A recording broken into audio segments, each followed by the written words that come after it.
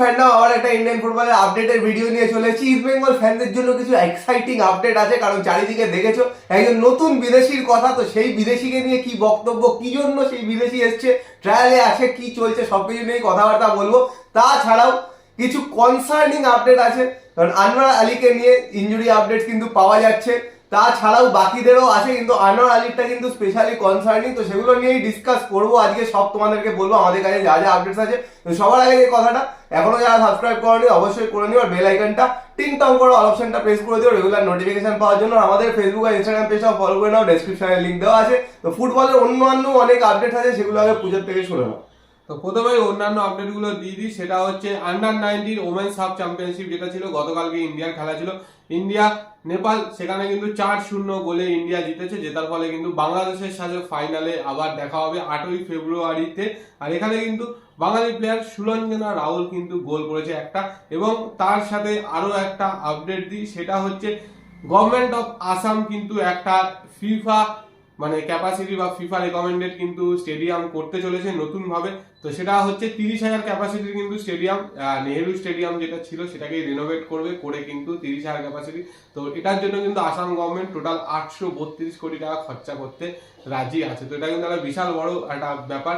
এবং তার সাথে আরো একটা খবর দিই, সেটা হচ্ছে জুন মাসে ইন্ডিয়ান ফিফা কোয়ালিফায়ার একটা রয়েছে কুয়েতের সাথে হোম ম্যাচ। তো সেটার জন্য মোস্ট প্রবাবলি হায়দ্রাবাদকে সিলেক্ট করা হতে পারে। তো এআইএফএফ এর যে কমিটি রয়েছে তারা হায়দ্রাবাদের মাঠের ইন্সপেকশন করবে। যদি সেটা এএফসি যা যা ক্রাইটেরিয়া আছে সেগুলো ফিল আপ করতে পারে, তাহলে হায়দ্রাবাদ কিন্তু সেই ম্যাচটা পেতে চলেছে। যদি হায়দ্রাবাদ ক্রাইটেরিয়া ফিল আপ করতে না পারে, সেকেন্ড অপশন কিন্তু দিল্লি। তো দেখা যাক কে পায়। তো কলকাতার পাওয়ার সম্ভাবনা নেই। তাহলে বুঝতেই পারছো কলকাতায় কিন্তু এই মুহূর্তে ম্যাচ হচ্ছে না, কারণ একটা ম্যাচ তার আগে আছে, সেটা কিন্তু আসামে হচ্ছে। তো সেই ম্যাচটা গুয়াহাটিতে হচ্ছে। গুয়াহাটির পরে খুব সম্ভবত হয়তো হায়দ্রাবাদে দেবে, সবকিছু ঠিকঠাক থাকলে। যদি না থাকে তাহলে কিন্তু দিল্লিতে দিতে পারে। কিন্তু কোচিও কিন্তু এখন অব্দি কোনো ম্যাচ পাচ্ছে না। কোচির জায়গাটাও কিন্তু ঠিকঠাক করে ফিফা স্ট্যান্ডার্ডে নিয়ে আসতেই পারতো, কারণ ওখানেও কিন্তু যথেষ্ট সাপোর্ট পেত। তো দেখা যাক, ইন্ডিয়ার ম্যাচ কিন্তু পরপর আছে। কিন্তু যেটা বললাম কনসার্নিং নিউজও আছে সেই নিয়ে, কারণ আনোয়ার আলীর কিন্তু একটা ইনজুরি আছে। আর সেই ইনজুরি নিয়েও যে আপডেট আছে, শোনা যাচ্ছে 1-1.5 মাস কিন্তু আনোয়ার আলী বাইরে থাকতে পারে। তো পুজোর থেকে সেটাও শুনে না। তো সেটা তো বলবো, কিন্তু তার আগে আরেকটা বলে দিই, সেটা হচ্ছে ইস্ট বেঙ্গল টর্চ বেয়ারার ব্যাটালিয়ান ফ্যান্স ক্লাবের তরফ থেকে ইস্ট বেঙ্গল যত ট্রফি জিতেছে সেই রিলেটেড কিন্তু তারা একটা জার্সি লঞ্চ করেছে। তো স্ক্রিনে দেখে নাও, এবং যদি কেউ পারচেস করতে হয় লিঙ্ক ডেসক্রিপশনে দেওয়া আছে, তো ওখান থেকে পারচেস করে নিও বা ওদের সাথে ডাইরেক্ট যোগাযোগ করে নিও। এবার আসি আনোয়ার আলী এবং হামিলের কথা। তো দুজনেরই কিন্তু ইনজুরি হয়েছিল। তো মোটামুটি যা খবর এখনো অব্দি পাওয়া যাচ্ছে যে আনোয়ার আলীর চোটটা কিন্তু একটু সিরিয়াস পর্যায়ে, মানে লাস্ট যে চোটটা ইন্ডিয়ান ন্যাশনাল ক্যাম্পে লেগেছিল সেই একই জায়গাতে ইনজুরিটা হয়েছে। তো তার তুলনায় হয়তো একটু গ্রেডটা হাই হতে পারে। তো মোটামুটি যা খবর, মিনিমাম 1 মাসের জন্য হয়তো আনোয়ার আলী আউট হয়ে যেতে পারে। যদি সিভিয়ারিটি বেশি থাকে সেটা কিন্তু 1.5 মাসও হতে পারে। তো এখনো অব্দি মানে স্ক্যান বা সেই রিপোর্টগুলো পুরোপুরি হাতে পাওয়া যায়নি আমাদের কাছে যতদূর খবর। তো তার জন্য কিন্তু পুরোপুরি অফিসিয়ালি কিছু জানাও যাচ্ছে না, বোঝাও যাচ্ছে না। তো তার জন্য হয়তো আরো কয়েকদিন ওয়েট করতে হবে। তবে যদি 1 বা 1.5 মাসের জন্য ইনজুরিটা হয়ে থাকে, যদিও মাঠের বাইরে চলে, তাহলে কিন্তু আফগানিস্তানের সাথে আনোয়ার আলীকে আবারও পাওয়া যাবে না। আর এটা খুব কনসার্নিং নিউজ কেন বলি, কারণ দেখেছো এফসি এশিয়ান কাপের যে লাস্ট ম্যাচটা, সেখানে কিন্তু ঝিঙ্গানো ইনজুর্ড হয়। তো ঝিঙ্গানো নেই, আনোয়ার আলীও কিন্তু ধরা যায়। আফগানিস্তানের যে দুটো ম্যাচ, আর দুটো ম্যাচ কিন্তু খুব ক্লোজ, অ্যাওয়ে আর হোম ম্যাচের মধ্যে 6 দিন না 7 দিনের ডিফারেন্স আছে। তো এত ক্লোজ, মানে দুটো মেজর ম্যাচ কিন্তু মিস করবে ইন্ডিয়ার দুজন সেন্টার ব্যাক পেয়ারিং। বুঝতেই পারছো বাকি যে সেন্টার ব্যাকরা আছে তাদের কিরকম পারফরমেন্স সেটাও জানো। তো সেই জায়গা থেকে মানে কতটা ডিসঅ্যাডভান্টেজ হয়ে গেল ইন্ডিয়ার, মানে ভেবেই দেখো। মানে মেজর কিন্তু মিসিং হবে দুজনে। দেখা যাক ইন্ডিয়া কেমন পারফর্ম করতে পারে দুজন মেন স্তম্ভকে ছাড়া। আর এরকম যদি বারবার একই জায়গায় চোট লাগে, সেখান থেকে কিন্তু কেরিয়ারটা যে একদম কম বয়স, তো কেরিয়ারটা অনেকদিন টানবে, সেইটাও কিন্তু একটা প্রবলেমের জায়গায় চলে আসবে। তো যাই হোক, ডার্বিতে খেলেছে, হয়তো কিছুটা রিস্ক নিয়ে, নিজেরও রিস্ক হতে পারে, ক্লাব অফিসিয়ালদেরও রিস্ক নিয়ে ওকে খেলেছে। তো হয়তো আরেকটু ভাবনা চিন্তা করে ওর মাঠে নেওয়া উচিত ছিল। আর যাই হোক, যেটা হয়ে গেছে হয়ে গেছে, আর কিছু। আনোয়ারের কথা তো শুনে নিলে, এবার হ্যামিলের কথা বলি। হ্যামিলের কিন্তু শোনা যাচ্ছে চোটটা লেগেছে, 3 সপ্তাহ মাঠের বাইরে থাকতে পারে, তারপর কিন্তু হ্যামিল আবার ফিরে আসবে। গুরুতর খুব চোট না, মোটামুটি নর্মাল একটু রেস্ট নিলে কিন্তু ঠিক হয়ে যাবে। তো 3 সপ্তাহ বাদে কিন্তু হ্যামিলকেও মাঠে দেখতে হবে, কিন্তু 3 সপ্তাহের জন্য হ্যামিলও কিন্তু থাকছে না। তো দুজনের ইনজুরি আপডেট তো শুনে নিলে, এবার ইস্ট বেঙ্গলেরটা বলে দিই। সল ক্রেসপোকে নিয়ে তো কালকেই বলে দিয়েছি, আবারও বলছি, যে নর্থ ইস্ট ম্যাচে সল ক্রেসপো থাকবে না, তো মুম্বাই ম্যাচে ফিরলেও ফিরতে পারে। আর মাহেশ পুরোপুরি ফিট আছে, কোনো চিন্তার কিছু নেই। বাট যেটা এই মুহূর্তে সবচেয়ে মানে উত্তেজনার খবর চারিদিকে ছড়িয়ে পড়েছে যে একজন নতুন বিদেশিকে দেখা গেছে ইস্ট বেঙ্গলের প্র্যাকটিসে। তো এই বিদেশিকে বলে রাখি, এই বিদেশি কিন্তু রেস্কিউ এফসি নামে একটা ক্লাবে খেলে, লাইবেরিয়ান প্লেয়ার, লাইবেরিয়ারই একটা লিগের ক্লাব, যার নাম হচ্ছে ড্যারিয়াস স্নটন পারু। তো উইঙ্গার, লেফট উইং পজিশনে খেলে। তো ভিডিওগুলো অনেকেই দেখে নিয়েছে, তো অসাধারণ স্কিলফুল প্লেয়ার।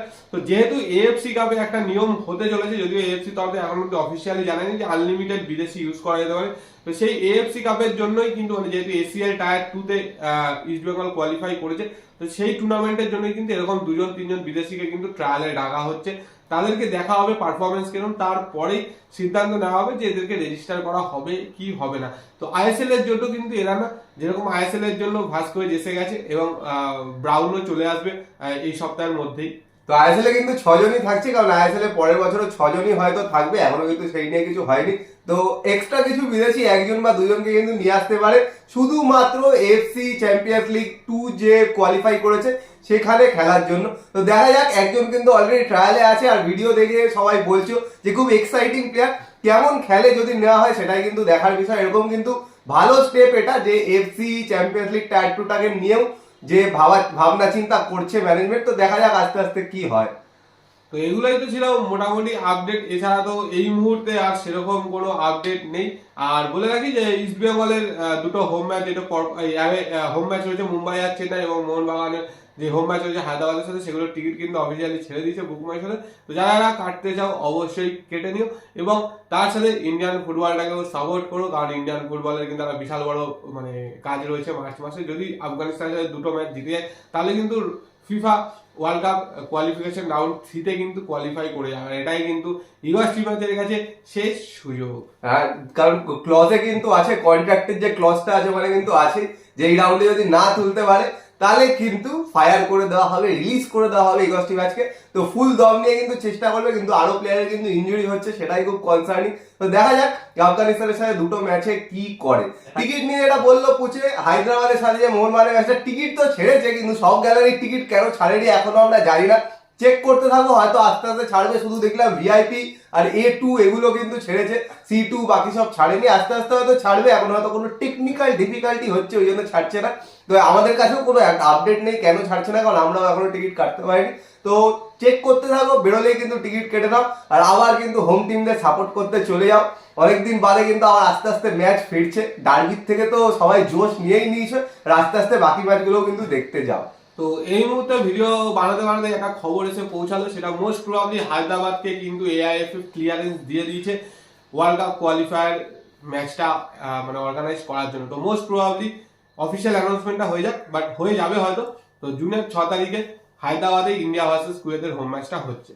তো যা যা আপডেট ছিল পুরো বলে দেওয়া, তোমাদের কি বক্তব্য কমেন্ট বক্সে কমেন্ট করে জানিও। আর ভিডিওটা পছন্দ হলে লাইক করে দিও, শেয়ার করে দিও, আর চ্যানেলটা অবশ্যই সাবস্ক্রাইব করে দিও, আর বেল আইকনটা টিং টং করে দাও রেগুলার নোটিফিকেশন পাওয়ার জন্য। তো চলো এখনের জন্য টাটা।